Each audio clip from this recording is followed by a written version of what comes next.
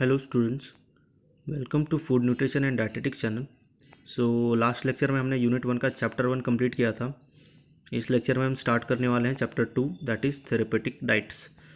सो ये chapter start करने से पहले मैं फिर से वही पॉइंट बताना चाहूँगा कि जो भी पॉइंट्स ऑरेंज कलर से अंडरलाइन किए गए हैं उनको आपको याद करना है, और जो पॉइंट्स ब्लैक कलर से अंडरलाइन किए गए हैं उनको आपको दिमाग में रखना है। और इसके साथ साथ ही जो लोग हमारे टेलीग्राम चैनल से नहीं जुड़े हुए हैं, प्लीज़ जुड़ जाइए, क्योंकि मैंने एक नया फीचर वहाँ पे लॉन्च किया है जो कि आपको काफ़ी हेल्पफुल होगा।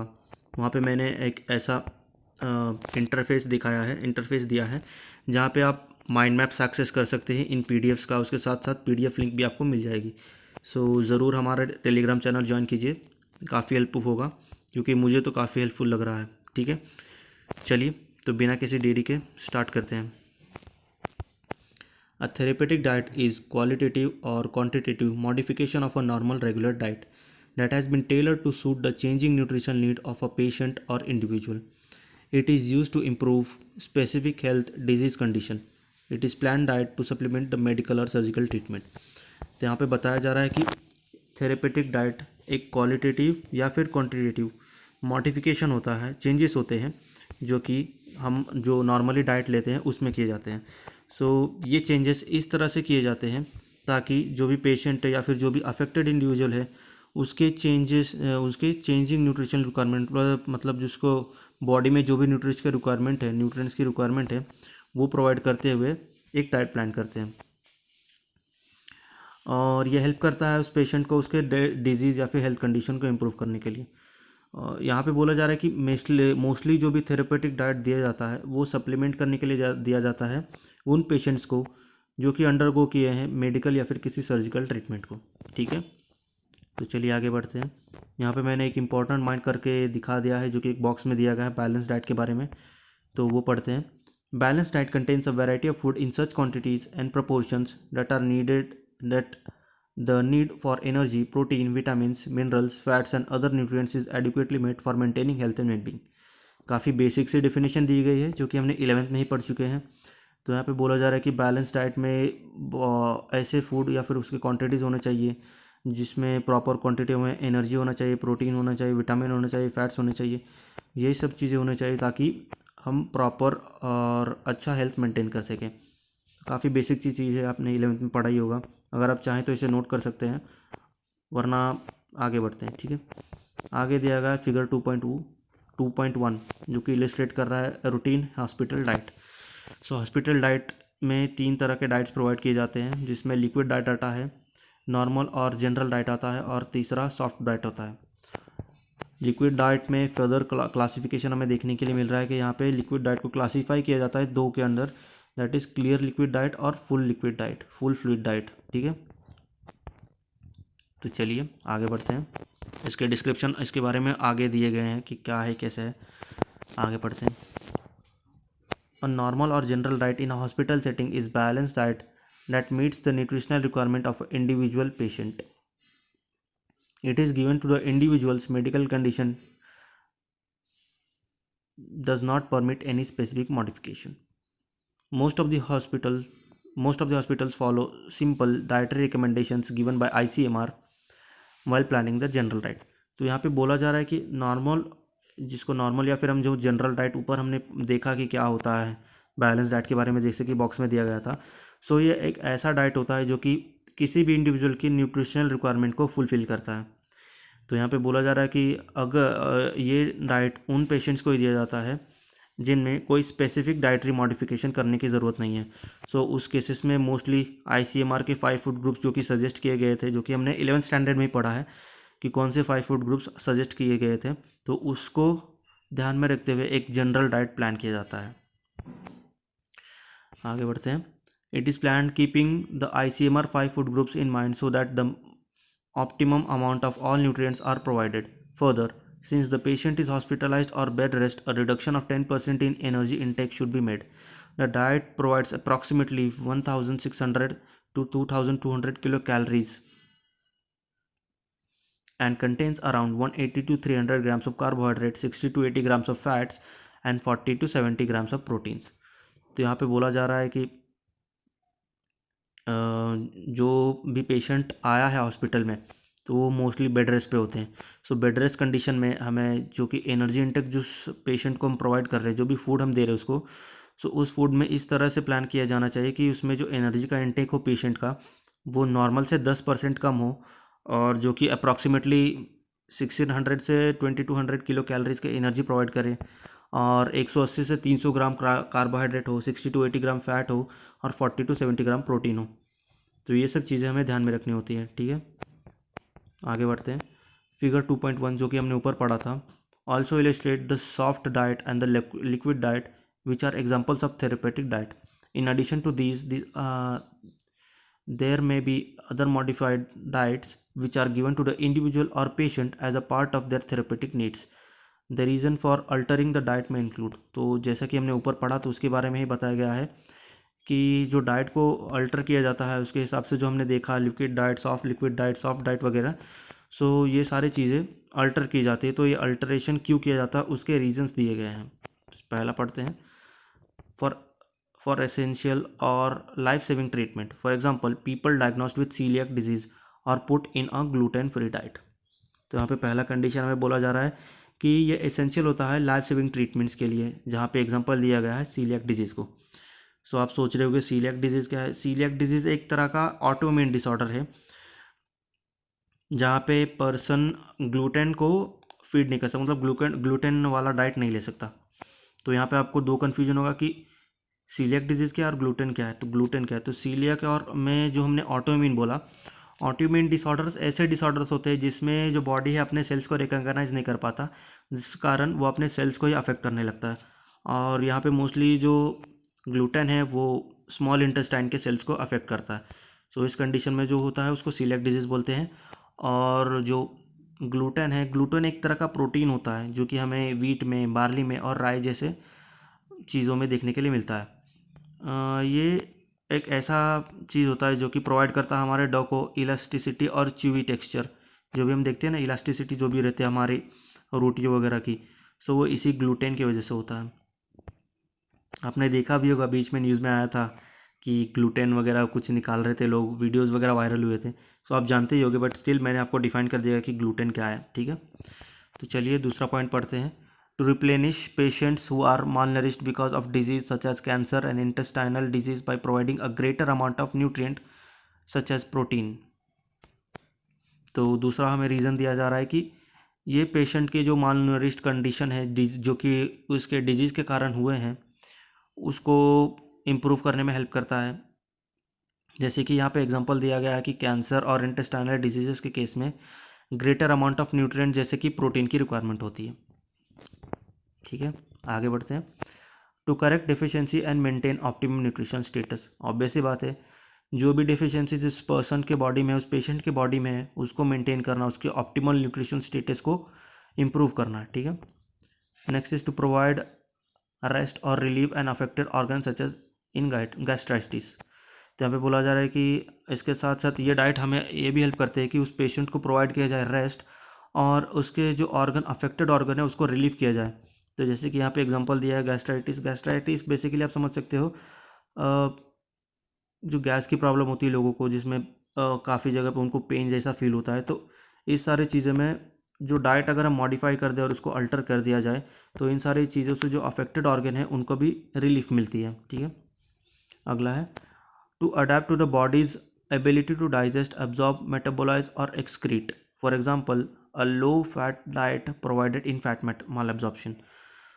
यहाँ पे अगला बोला जा रहा है कि बॉडी को अडेप्ट करने के लिए एबिलिटी देता है कि वो इजीली डाइजेस्ट कर सके, एब्जॉर्ब कर सके, मेटाबोलाइज कर सकते और एक्सक्रीट कर सके जो भी डाइट उसको प्रोवाइड किया जा रहा है। जैसे कि यहाँ पे एग्जांपल दिया जा रहा है कि लो फैट डाइट दिया जाता है माल एब्जॉर्प्शन की कंडीशन में, मतलब फैट माल एब्जॉर्प्शन की कंडीशन में। ठीक है, आगे है to adjust the body to the mode of food intake. For example in case of patients with cancer of esophagus, tube feeding is recommended when patients cannot swallow food by mouth. तो यहाँ पे बोला जा रहा है कि कुछ patient जैसे कि फूड इंटेक नहीं कर पाते कुछ कंडीशंस में, जहाँ जैसे कि यहाँ पे दिया गया है ईसोफेगस के कैंसर अगर किसी पेशेंट को है तो उसके केस में जो भी डॉक्टर से, डाइटिशियन से वो उनको रिकमेंड करते हैं कि वो ट्यूब फीडिंग के थ्रू अपना डाइट लेते रहे, क्योंकि वो फूड को swallow नहीं कर पाते, तो ये इसके लिए भी मॉडिफाई करना डाइट को ज़रूरी है। अगला है to exclude certain food due to food allergies और फूड इंटॉलरेंस। सही बात है, कुछ फूड आइटम्स जिसके कारण उस पेशेंट को एलर्जी है या फिर वो इंटॉलरेंट है उस कंडीशन के लिए, जैसे कि आपने देखा होगा काफ़ी कॉमन सा लैक्टोज इंटॉलरेंस, जिसमें पेशेंट को लैक्टोज का डाइजेशन नहीं कर पाता, तो ये सारी चीज़ों को एक्सक्लूड कर देना चाहिए उस पेशेंट के डाइट से। अगला है to adjust to the body's mechanical difficulties, for example for elderly patients with denature with denture problem changing the texture और consistency of food recommended due to problems with chewing and और swallowing। तो यहाँ पे बोला जा रहा है कि कुछ मैकेनिकल डिफ़िकल्टीज भी कुछ एल्डरली पेशेंट्स में हमें देखने के लिए मिलते हैं, जहाँ पे वो च्यूइंग के इशू फॉलो करते हैं, च्यूइंग के इशू उनके हो जाते हैं। मतलब बहुत सारे बूढ़े लोगों में आपने देखा होगा कि उनके दांत झड़ जाते हैं, फिर दांत टूट जाते हैं, काफ़ी कम दांत देते हैं। सो उस केस में भी हमें टेक्सचर और फूड की कंसिस्टेंसी को चेंज करना पड़ता है, ताकि वो अपने डाइट को प्रॉपरली ले पाए और उसमें न्यूट्रिशन रिक्वायरमेंट भी फुलफिल हो। अगला है टू इंक्रीज और डिक्रीज बॉडी वेट और body composition when required, for example as in case of obesity और अंडरवेट। सही बात है, इंक्रीज़ या फिर बॉडी वेट को इंक्रीज़ या फिर डिक्रीज़ करने के लिए किसी भी पर्टिकुलर केस में, इसके लिए भी हमें डाइट को मॉडिफाई करना ज़रूरी है। जैसे कि यहाँ पे दो एग्जांपल्स दिए गए हैं, ओबेसिटी और अंडरवेट को। सो ओबेसिटी के केस में हम डाइट को मॉडिफाई करके कम करना चाहते हैं, क्योंकि वो पर्सन ऑलरेडी ओबेस है, तो उसके कंडीशन को इम्प्रूव करने के लिए हम चेंजेस करते हैं। And as well as underweight के कंडीशन में हम उसके न्यूट्रिशन डाइट को उसको इम्प्रूव करते हैं। ठीक है, सो ये सारी चीज़ें भी देखी जाती है। ठीक है, नेक्स्ट है as a helpful treatment alternative और complementary to drug, for example in diabetes और इन हाइपरटेंशन। सो डाइट का मॉडिफिकेशन ट्रीटमेंट की तरह भी दिया जाता है, एज अ ड्रग भी दिया जाता है, कि जहाँ पे जैसे कि यहाँ पे एग्जांपल दिया गया है डायबिटीज़ और हाइपरटेंशन के केस में। डायबिटीज़ के केस में भी हम काफ़ी सारे देखते हैं कि डाइट प्लान्स इंप्रूव किए जाते हैं। ग्लाइसेमिक इंडेक्स के बारे में जो हमने पढ़ा होगा 11th स्टैंडर्ड में, तो उसमें भी देखा था कि हमने ऐसे डाइट्स को इंक्लूड किया था जिसका लो ग्लाइसेमिक इंडेक्स है, ताकि वो डायबिटिक पेशेंट को दिया जाए और उनको ज़्यादा वो अफेक्ट ना करे। सो ऐसे केसेस में भी डाइट का मॉडिफिकेशंस ज़रूरी होते हैं। सो ये सारे पॉइंट्स दिए गए हैं कि क्या रीज़न है डाइट्स को अल्टर करने के लिए पेशेंट के अकॉर्डिंग। ठीक है, सो आप देख सकते हैं कि सारे एग्जाम्पल के साथ हमें एक्सप्लेन किए गए हैं। सो आप चाहें तो इस एग्जाम्पल को आप एक बार ध्यान में रख सकते हैं कि हाँ, इसके लिए ये एग्जाम्पल दिया गया था बस। ठीक है, चलिए आगे बढ़ते हैं। Types of dietary adaptations for therapeutic needs. A diet may be modified and adjusted in many ways before it meets the therapeutic needs of an individual patient. These adaptations may include, तो यहाँ पे diet के adaptations के बारे में बात की जा रही है। Just a minute. ओके, सो यहाँ पे बोला जा रहा है कि थेरेपेटिक नीड्स को फुलफ़िल करने के लिए पेशेंट्स की डाइट को इम्प्रूव किया जाता है, ताकि इस पेशेंट की न्यूट्रिशनल रिक्वायरमेंट को फुलफ़िल किया जा सकते। तो उसके लिए क्या क्या अडेप्टेशंस किए जाते हैं उसके बारे में दिए गए हैं पॉइंट्स। तो चलिए एक एक करके पढ़ते हैं। पहला है change in the consistency of food such as liquid diet, bland diet, low fibre diet, high fibre diet etcetera. तो फूड की कंसिस्टेंसी को चेंज किया जा सकता है, जिसमें उस पेशेंट को लिक्विड डाइट दिया जा सकता है, ब्लॉन्ड डाइट दिया जा सकता है, लो फाइबर डाइट दिया जा सकता है, हाई फाइबर डाइट दिया जा सकता है, जो कि पेशेंट के कंडीशन के अकॉर्डिंग वेरी कर सकता है। सो इन सब के बारे में हम आगे पढ़ेंगे। चलिए तो आगे बढ़ते हैं कि ये ब्लॉन्ड डाइट क्या है। लिक्विड डाइट तो आपको समझ में आ रहा होगा, तो ब्लॉन्ड डाइट के बारे में आगे पढ़ेंगे। तो चलिए नेक्स्ट पॉइंट देखते हैं। इंक्रीज और decrease in the energy value of the diet, such as low calorie diet for weight reduction और high calorie diet for weight gain। So energy value का भी इंक्रीज या फिर डिक्रीज किया जा सकता है as per the patients requirement. जैसे कि लो कैलोरी डाइट दिया जाता है वेट रिडक्शन के केस में, और high calorie diet weight gain के केस में दिया जाता है। तो काफ़ी ऑब्वियस पॉइंट बोली गई है। आगे पढ़ते हैं। इंक्रीज और डिक्रीज इन स्पेसिफिक न्यूट्रेंट और type of food consumed such as sodium restricted diet, lactose restricted diet, high fibre diet, high potassium diet. किसी स्पेसिफिक न्यूट्रेंट को इंक्रीज या फिर डिक्रीज़ किया जा सकता है पेशेंट के कंडीशन के अकॉर्डिंग। जैसे कि सोडियम को रेस्ट्रिक्ट करने वाला डाइट, मतलब सोडियम को जो इंटेक है, सोडियम का जो इंटेक है वो पेशेंट कर रहा है, उस इंटेक को कम किया जा सकता है, क्योंकि पर्सन किसी कंडीशन से सफ़र कर रहा होगा जिसमें सोडियम का एक्सेस हो सकता है, जैसे कि आप समझ लो हाइपरटेंशन, जिसमें एक्सेस सोडियम के कारण पर्सन हाइपरटेंशन से सफ़र करता है। तो ऐसे कंडीशन में सोडियम रेस्ट्रिक्टेड डाइट दिया जाता है। लैक्टोज के बारे में मैंने बताया था, लैक्टोज इंटॉलरेंस जैसे कंडीशन आती है जिसमें पेशेंट लैक्टोज को डाइजेस्ट नहीं कर पाता। और high fibre high potassium diet वगैरह भी उसी तरह से पेशेंट के कंडीशन के अकॉर्डिंग प्रोवाइड किया जाता है। चलिए आगे बढ़ते हैं। Exclusion of spices and condiments such as bland diet. तो कुछ पेशेंट्स के कंडीशन में हमें स्पाइसेस और कॉन्डिमेंट्स को भी एक्सक्लूड करना पड़ सकता है। सो ऐसे टाइप के डाइट को ब्लॉन्ड डाइट कहा जाता है, जिसके डिटेल्स आगे हम पढ़ेंगे। बट ब्लॉन्ड डाइट एक ऐसा डाइट होता है जिसमें स्पाइसेस और कॉन्डिमेंट्स को बिल्कुल एक्सक्लूड कर दिया जाता है ताकि पेशेंट की कंडीशन को इम्प्रूव किया जा सके। तो आप सोच रहे कि कॉन्डिमेंट क्या होता है? कॉन्डिमेंट मतलब आप समझ सकते हैं सॉस वगैरह, सीजनिंग्स वगैरह जो हम डालते हैं ना ऊपर से, तो वो कॉन्डिमेंट्स के अंडर आता है। तो इन सब को एक्सक्लूड कर दिया जाता है ब्लॉन्ड डाइट में, जो कि पेशेंट की स्पेसिफिक रिक्वायरमेंट के अकॉर्डिंग वैरी करता है। ठीक है, आगे बढ़ते। Avoiding specific food such as allergy diet, gluten free diet. सही बात है, कुछ फूड को अवॉइड भी किया जाता है, जैसे कि एलर्जी के केस में किसी पर्टिकुलर चीज़ के अगेंस्ट अगर किसी पेशेंट को एलर्जी हो तो उस फूड को अवॉइड करना ही अच्छा है।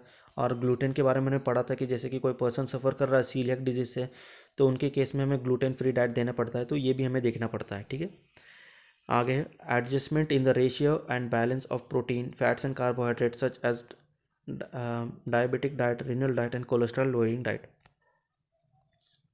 प्रोटीन, फैट्स और कार्बोहाइड्रेट के रेशियोज़ को भी अल्टर किया जा सकता है पेशेंट के कंडीशन के अकॉर्डिंग, जैसे कि यहाँ पे 3 एग्जांपल्स दिए गए हैं, डायबिटिक डाइट में, रीनल डाइट में, कोलेस्ट्रॉल लोअरिंग डाइट्स में।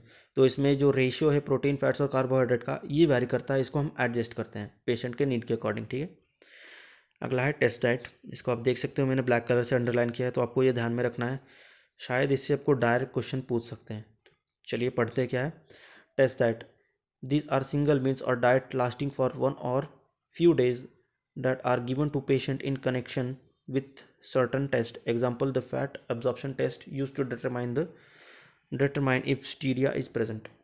So टेस्ट डाइट ऐसे टाइप के डाइट होते हैं जो कि ज़्यादा दिन लास्ट नहीं करते, 1 या फिर 2 दिन से ज़्यादा के 2 दिन के लिए प्रोवाइड किया जाता है।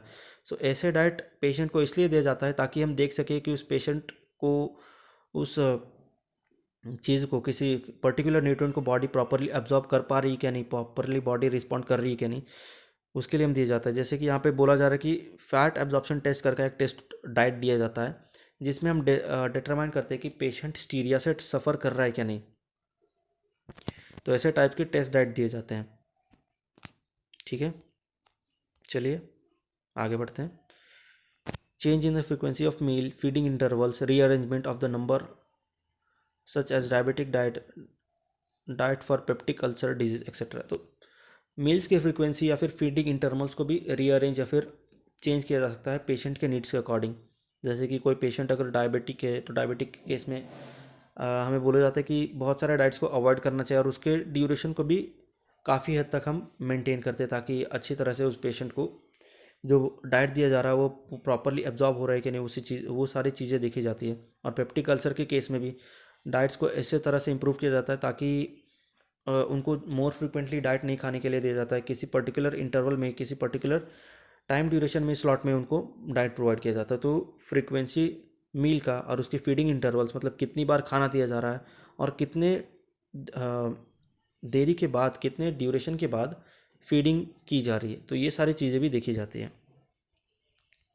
तो ये यहाँ पे हमने देख लिया कि क्या थेरेपेटिक डाइटरी अडेप्टेशंस किए जाते हैं थेरेपेटिक पेशेंट के थेरेपेटिक नीड के अकॉर्डिंग। तो चलिए आगे बढ़ते हैं। Diet of Altered consistency. Therapeutic diet are modified for their consistency and texture to fit the nutritional needs. Some individuals may require a clear liquid diet, while others a fully liquid diet or soft diet based on their health and medical condition.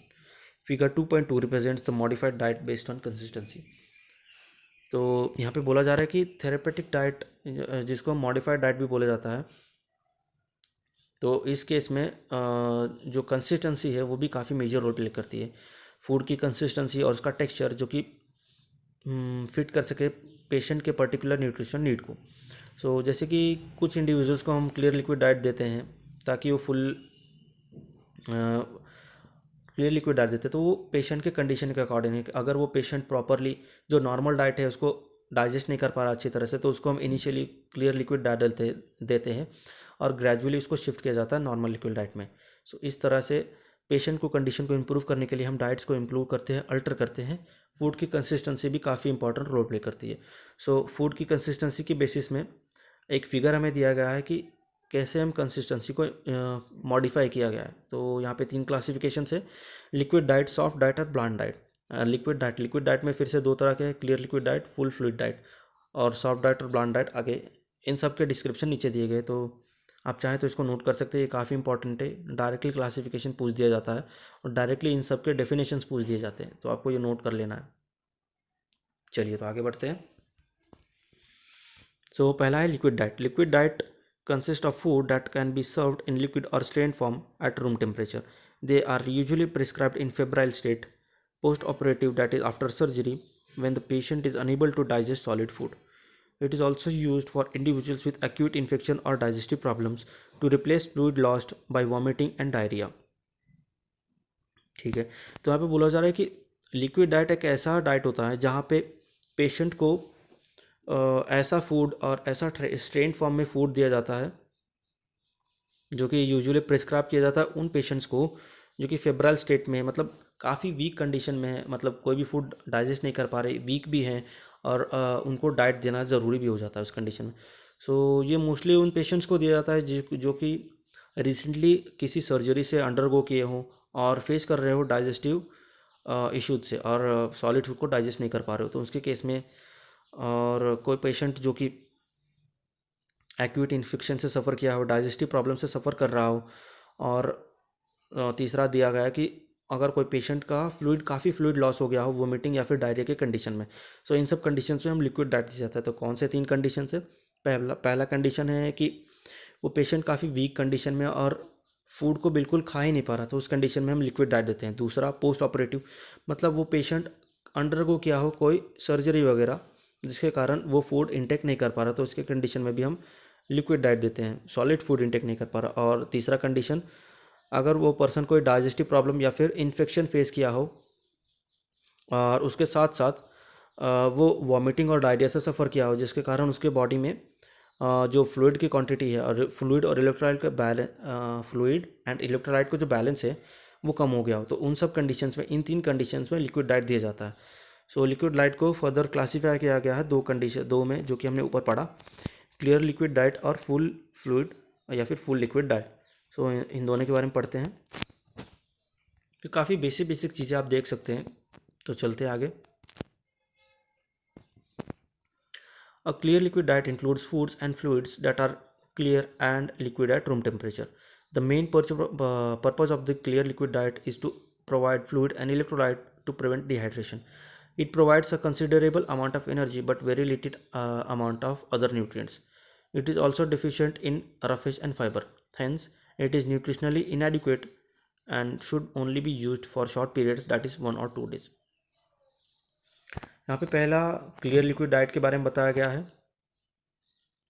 जो कि ऐसे food items होते हैं जो कि clear होते हैं और लिक्विड होते हैं रूम टेम्परेचर पे, मतलब ऐसे फूड आइटम्स जो कि देखने में क्लियर हो और लिक्विड हो रूम टेम्परेचर पे।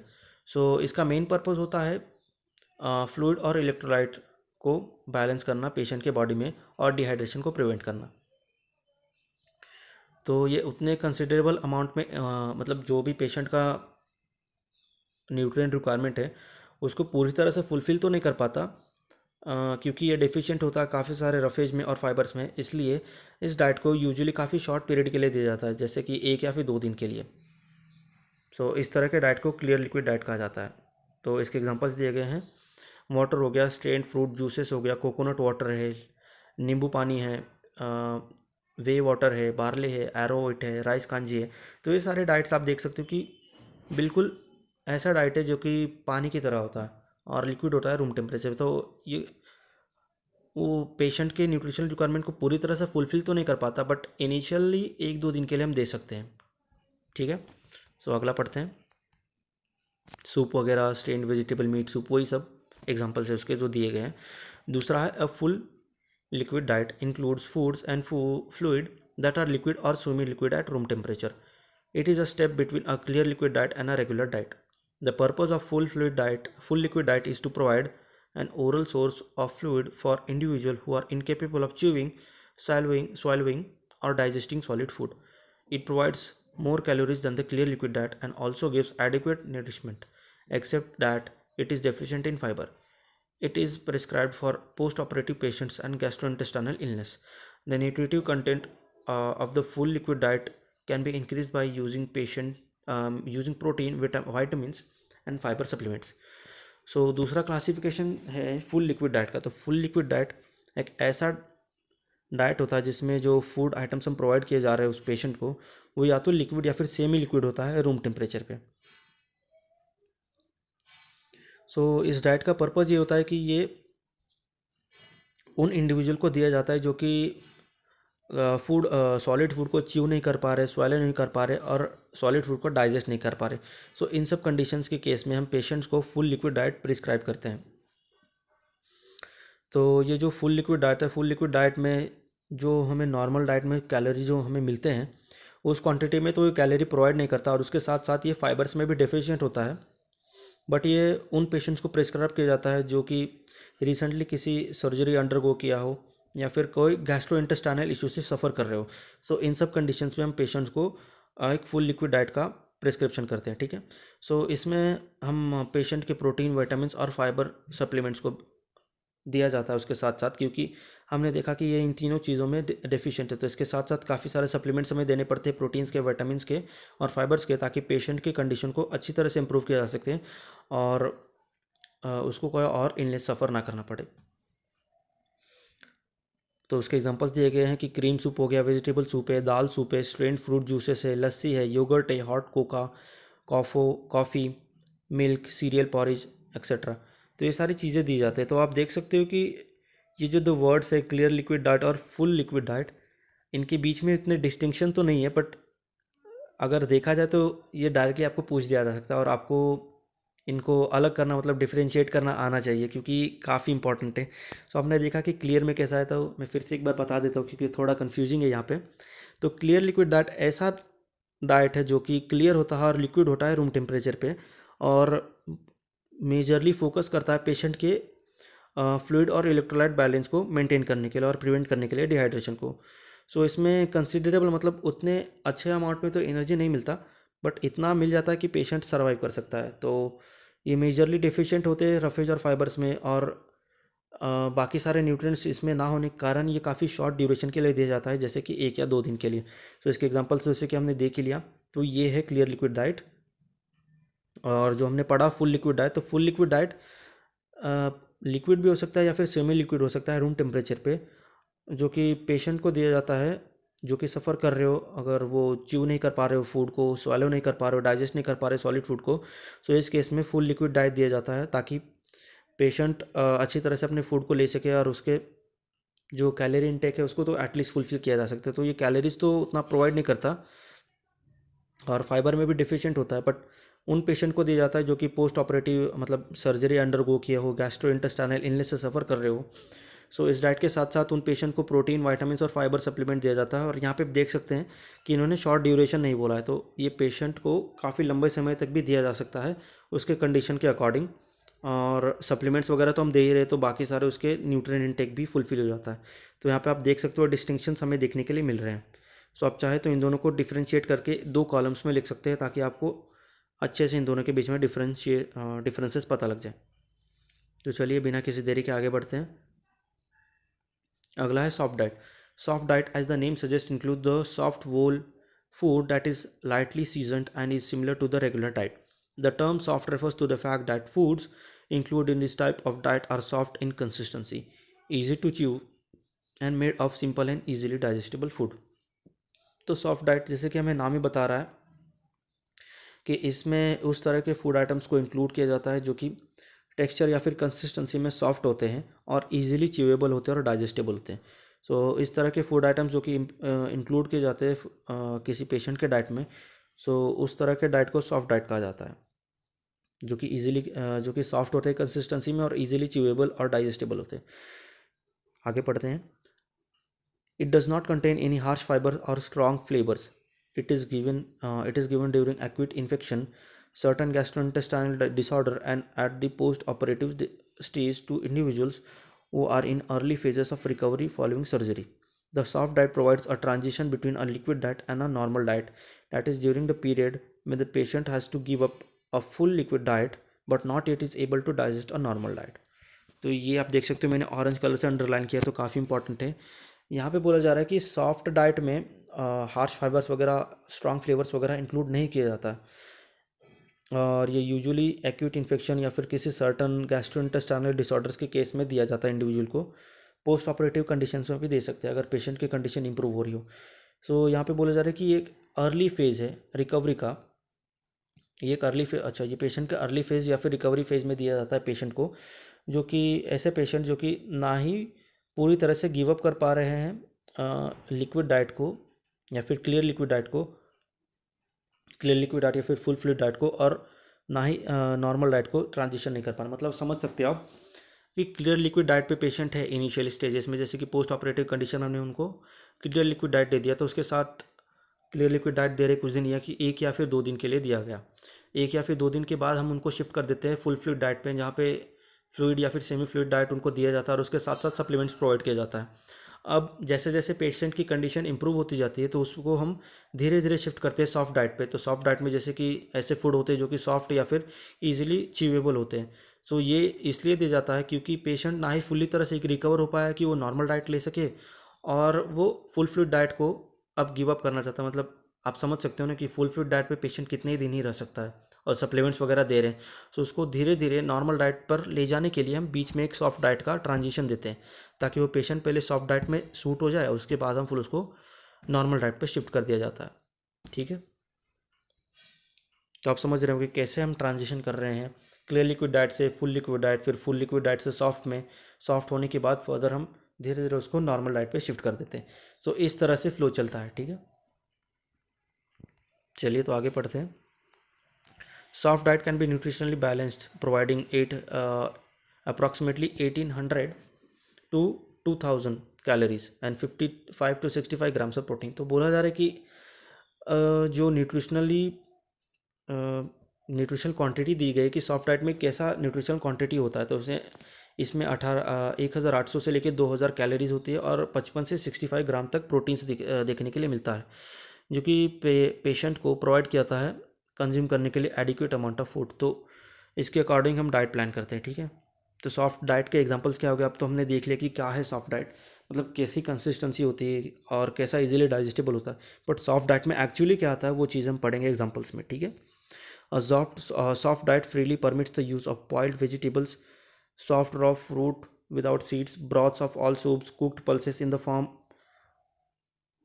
of soup, and combined combination of cereals and vegetables like khichdi, dalia, bread and ready to eat cereals such as poha, upma, pasta, milk and milk beverages, yogurt, light desserts जैसे कि खीर हो गया, हलवा, custard, jelly, ice creams, eggs and tendered, minced ground stewed meat वगैरह। तो ये सारी चीज़ें आप देख सकते हैं कि इनकी कंसिस्टेंसी जैसे कि हमें पढ़ के ही पता लग रहा है कि सॉफ्ट होती है और इजीली डाइजेस्टेबल चीज़ें हम दिए जाते हैं। तो सॉफ्ट डाइट में काफ़ी सारे एग्जांपल्स दिए गए हैं, तो ये आप चाहे तो इसमें से कुछ एग्जांपल्स लिख सकते हैं आपके याद रखने के लिए। वैसे तो काफ़ी इजी कॉन्सेप्ट है, आप समझ पा रहे होंगे जैसे कि मैंने एक्सप्लेन किया कि पेशेंट की कंडीशन के अकॉर्डिंग कैसे हम ट्रांजिशन कर रहे हैं लिक्विड से सॉफ्ट से नॉर्मल पे। ठीक है, तो चलिए आगे बढ़ते हैं। प्लांट डाइट जैसे कि हमने ऊपर बोला था कि इसका डेफिनेशन आगे दिया जाएगा, तो चलिए पढ़ते हैं bland diet. A bland diet is made up of food that are soft, not very spicy and low in fibre.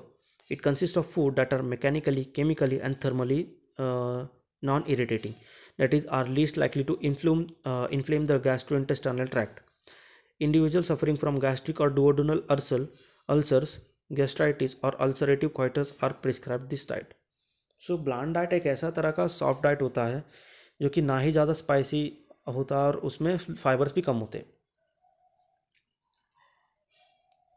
सो ये ऐसा डाइट होता है जो कि मैकेनिकली, थर्मली, मतलब हर तरह से नॉन इरिटेटिंग होता है ताकि पेशेंट को कोई प्रॉब्लम फेस ना करना पड़े। सो ये मोस्टली उन पेशेंट को दिया जाता है जो कि गैस्ट्रिक या फिर डुओडेनल अल्सर से सफ़र कर रहे हो, गैस्ट्राइटिस से सफ़र कर रहे हो, या फिर अल्सरेटिव कॉइटिस वगैरह से सफ़र कर रहे हो। तो समझ सकते हो आप, मतलब सिंपल से समझ लो कि ब्लांट डाइट एक ऐसा डाइट है जो कि सॉफ्ट होता है कंसिस्टेंसी में, ना ही ज़्यादा स्पाइसी होता है, फाइबर में काफ़ी कम होता है और किसी तरह से पेशेंट की बॉडी को डाइजेस्टिव प्रॉब्लम को इरिटेट नहीं करता। सो इस तरह के डाइट को ब्लांट डाइट कहा जाता है। तो अगर आप चाहते हो तो वैसे ज़रूरत तो नहीं है, बट स्टिल मैं जेमिना जी से एक बार बोल देता हूँ, वो आपको अच्छे से एक्सप्लेन कर देंगे।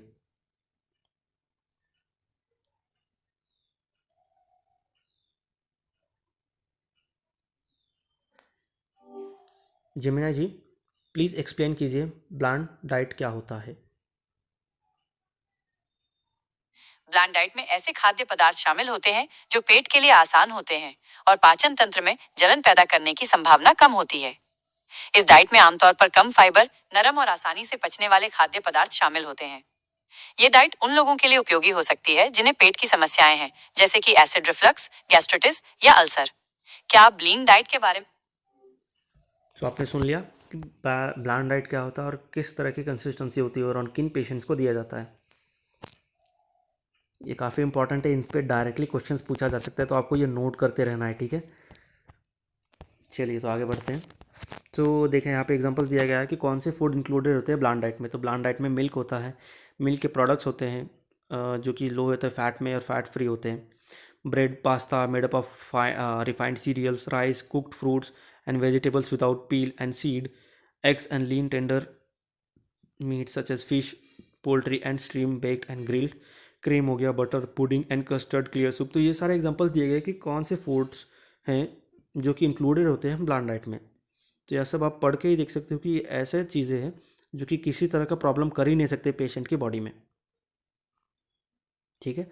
सो कौन से यहाँ पे आप दिया गया है कि कौन से फूड अवॉइड भी करने चाहिए। फूड्स अवॉइडेड: फ्राइड हो गया, fatty foods, strong flavoured foods, tea हो गया, coffee, alcoholic beverages, condiments and spices, high fibre foods, hot soup and beverages, whole grain rich in fibre such strong cheese. तो ये सारी चीज़ें दिए गए कि कौन सी चीज़ें अवॉइड करनी चाहिए। तो ये काफ़ी इंपॉर्टेंट है, आपको ये नोट कर लेना है, ठीक है। चलिए आगे बढ़ते हैं। Modification in quantity: depending on the clinical condition, some individuals may require a restricted diet such as sodium restricted diet as in high blood pressure, purine restricted diet as in gout, and low residue diet prescribed and or before abdominal surgery, designed to reduce the frequency and volume of fecal output. यहाँ पे हम बताया जा रहा है कि quantity में कैसे मॉडिफिकेशन किए जाते हैं। जैसे कि कोई पेशेंट है अगर जो कि सोडियम को डाइजेस्ट नहीं कर पाता, मतलब बेसिकली डाइजेस्ट नहीं बोल सकते, उसके बॉडी में सोडियम इंटेक से हाई ब्लड प्रेशर से वो सफ़र करने लगता। उन कंडीशंस में हम सोडियम के कंडीशन को, मतलब सोडियम को जो इंटेक है पूरी तरह से ख़त्म तो नहीं कर सकते, बट कुछ हद तक हम उसको रेगुलेट कर सकते हैं ताकि जो पेशेंट के डाइट में है सोडियम का इंटेक कम हो।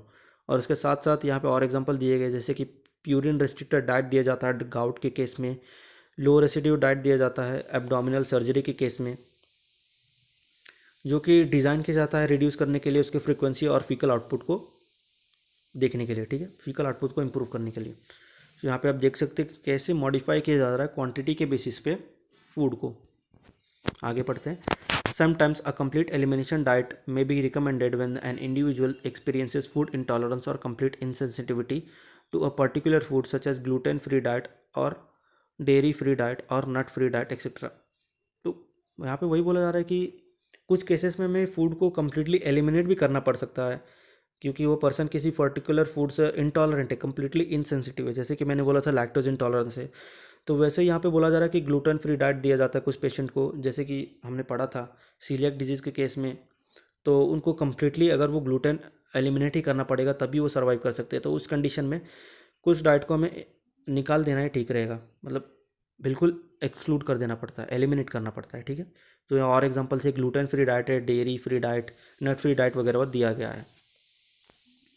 Occasionally an increase in amount of specific dietary constituent may be prescribed such as high potassium diet or high raffish diet and fiber diet as in constipation and or an iron rich diet as in anemia according to the clinical condition.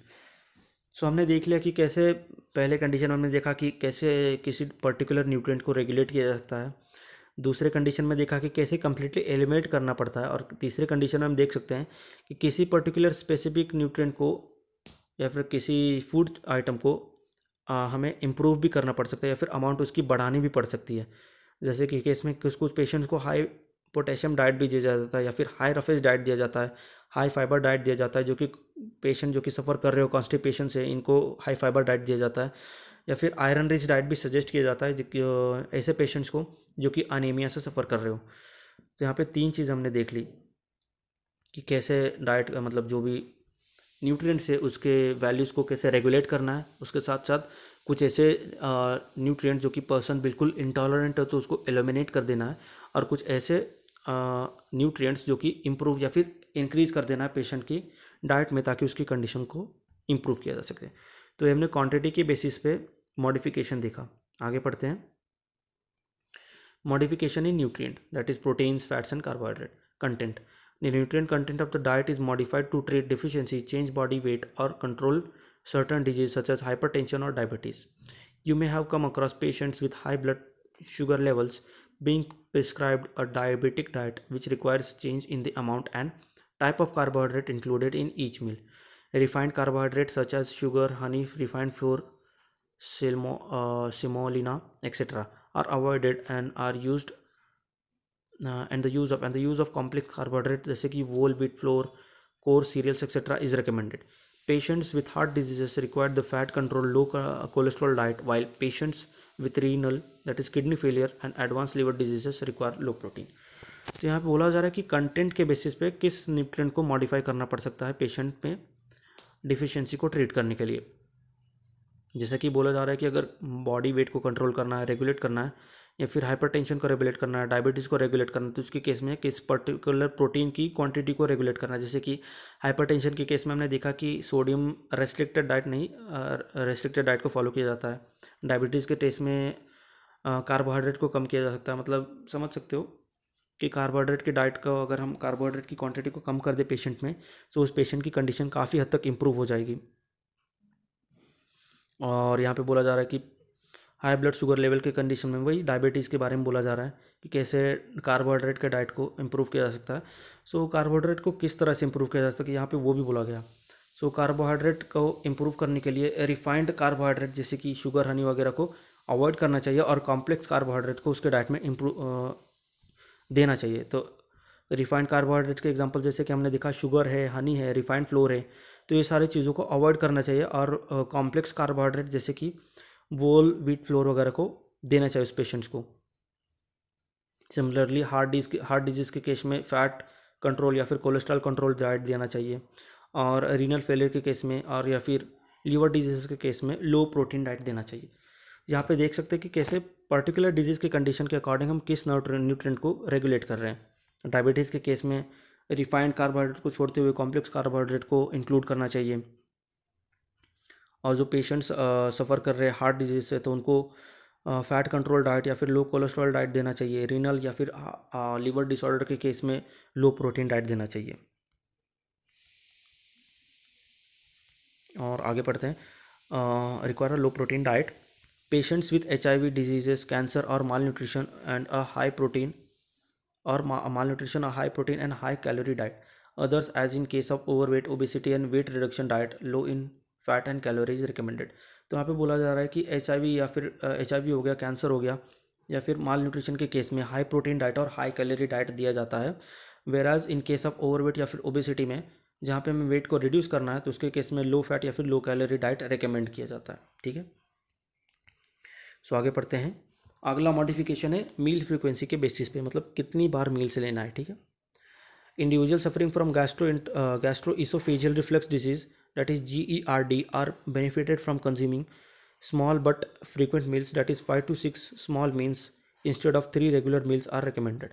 यहाँ पे बोला जा रहा है कि patient जो कि सफ़र करता है gastro intestinal reflux disease, that is GERD, ये आपको याद कर ही लेना है किसी भी हाल में, क्योंकि इसका फुल फॉर्म पूछा ही जाता है, GERD का फुल फॉर्म क्या है। सो इस कंडीशन के केस में पर्सन को जो कि रेगुलर मील्स हम जो लेते हैं 3 बार, दैट इज़ ब्रेकफास्ट, लंच और डिनर, सो इसको ना फॉलो करते हुए 5 से 6 रेगुलर मील्स लेने हैं, 5 से 6 स्मॉल मील्स लेने हैं, मतलब स्मॉल मील्स लेने हैं 5 से 6, मतलब कम कम क्वांटिटी में खाना खाना है 5 से 6 बार दिन भर में।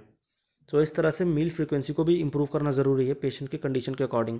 ठीक है, आगे पढ़ते हैं। Change in method of cooking, तो कुकिंग के मेथड के बेसिस पे भी चेंजेस करने पड़ सकते हैं। तो देखते हैं क्या है। Leaching is recommended for cooking vegetables for people with chronic kidney diseases because the kidney no longer maintains an ideal level of potassium necessary for optimum health. So यहाँ पे बोला गया है कि लीचिंग एक ऐसा मेथड है, लीचिंग आप समझ सकते हो कि किसी भी, समझ लो कोई वेजिटेबल है तो उसको पानी में हम डुबा के रख देते हैं। सो इस मेथड को लीचिंग कहा जाता है। सो लीचिंग एक ऐसा कुकिंग मेथड है जो कि क्रॉनिक किडनी डिसऑर्डर्स में सजेस्ट किया जाता है, क्योंकि किडनी एक आइडियल लेवल ऑफ पोटेशियम को मेंटेन नहीं कर पा रहा होता। सो लीचिंग की कंडीशन में जो कि हमने बोला कि सोकिंग इन वाटर किया जाता है, जो कि ड्रेन कर देता है, निकाल देता है एक्सेस पोटेशियम और फॉस्फोरस कंटेंट को वेजिटेबल से। इन अल्डरली people food may be modified by mechanical processing such as mashing, blending or chopping. For patients or on bland diet, food steamed, baked or grilled are recommended. यहाँ पे बोला जा रहा है कि जो कि एल्डरली लोग हैं, मतलब बड़े लोग हैं, उनके केस में जो वो सफ़र करते हैं च्यूइंग डिफ़िकल्टी वगैरह से, तो उनके केस में फूड वगैरह को मैश करके, मतलब मैश करके, ब्लेंड मतलब मशीन में आप समझ सकते हो, चला के, चॉप करके, इस तरह से उनको दिया जाता है ताकि वो उस डाइट को इजीली कंज्यूम कर सके और उनको कोई तकलीफ ना हो। और उसके साथ साथ वही बोला जा रहा है कि ब्लॉन्ड डाइट के बारे में जैसे हमने पढ़ा कि लो स्पाइसी वगैरह, लो स्पाइसी, सॉफ्ट और जो कि गैस्ट्रोइंटेस्टाइनल ट्रैक्ट को अफेक्ट ना करे, ऐसे टाइप के डाइट को मतलब क्या मेथड दिया जा सकता है। तो ऐसे आप समझ रहे हो ना, मतलब ब्लॉन्ड डाइट एक ऐसा डाइट है जहाँ पे स्पाइस वगैरह कम रहना चाहिए, इजीली डाइजेस्टेबल होना चाहिए और गैस्ट्रोइंटेस्टाइनल ट्रैक्ट को अफेक्ट नहीं करना चाहिए। तो उसके लिए कौन से कुकिंग मेथड को अप्लाई किया जाता है, तो उसमें स्टीमिंग हो सकता है, बेकिंग हो सकता है, ग्रिल किया जा सकता है। तो ये 3 मेथड्स हमें दिया गया है, बेकिंग और ग्रिलिंग वैसे एक ही है। सो ये सारे कुकिंग मेथड यूज़ किए जाते हैं ब्लॉन्ड डाइट को बनाने के लिए। ठीक है, आगे हम पढ़ते हैं modification in method of feeding. So feeding के मेथड के बेसिस पे भी मॉडिफिकेशन किया जाता है। तो पढ़ते हैं, to provide adequate nutrition normally oral feeding by mouth is recommended. Sometimes oral feeding is not possible. Under such circumstances, special feeding methods such as enteral feeding, provision of liquid formula diet delivered via nasogastric feeding tubes, and parenteral feeding, that is feeding fluids such as fluid containing water, glucose, amino acids, minerals, vitamins given through the peripheral or central veins is recommended. तो यहाँ पे बोला जा रहा है कि normally जो हम डाइट देते हैं वो पेशेंट ओरली अगर ले ले तो ठीक है, अगर वो ओरली किसी कंडीशन में नहीं ले पा रहा तो उसके केस में हम एंटरल या फिर पार एंटरल फीडिंग मेथड्स को इंट्रोड्यूस करते हैं। सो एंटरल फीडिंग क्या होता है? एंटरल फीडिंग मतलब आप समझ सकते हो, नेजोगैस्ट्रिक मतलब नाक के थ्रू, नोज़ के थ्रू पाइप को सेंड किया जाता है अपने स्टमक की तरफ। ओके, सो इस तरह से फीडिंग किया जाता है एंटरल, इस तरह से फीडिंग किया जाता है, और इस तरह के फीडिंग को एंटरल फीडिंग कहा जाता है। और दूसरा मेथड है पैरेंटरल। पैरेंटरल के केस में हम जो सेंट्रल वेन्स है उनमें फूड को नहीं बोल सकते, न्यूट्रिएंट्स को या फिर विटामिन्स को, अमीनो एसिड को प्रोवाइड किया जा सकता है डायरेक्टली। तो ये हो गया एंटरल और पैरेंटरल फीडिंग, जो कि हमने पहले पढ़ चुके हैं। सो इसको आपको लिख लेना वैसे, बट अच्छा रहेगा। ठीक है, तो यहीं पे ख़त्म होता है चैप्टर 2 ऑफ यूनिट 1। ये कुछ क्वेश्चंस मैंने अटैच कर दिए PDF में, तो आप चाहें तो इसको लिख सकते हैं। HIV का full form that is human immuno deficiency virus. Okay, HIV। तो चलिए ये वीडियो यहीं पे ख़त्म करते हैं। नेक्स्ट वीडियो में हम स्टार्ट करेंगे चैप्टर 3।